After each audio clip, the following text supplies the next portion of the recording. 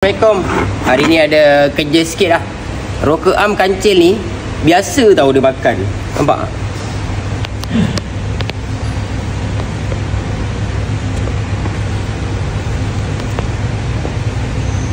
Kalau kita tengok gambar tadi tu kan, dia punya rocker arm tu dia dah tak rata dah.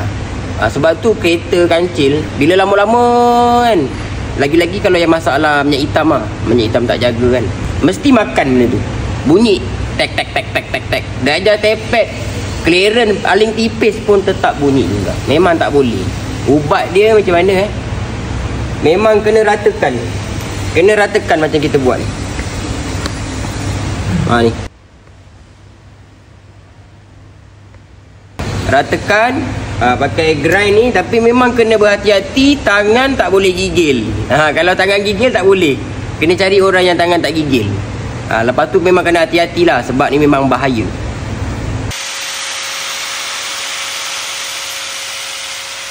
Macam saya ni, saya akan gunakan mata kasar dulu.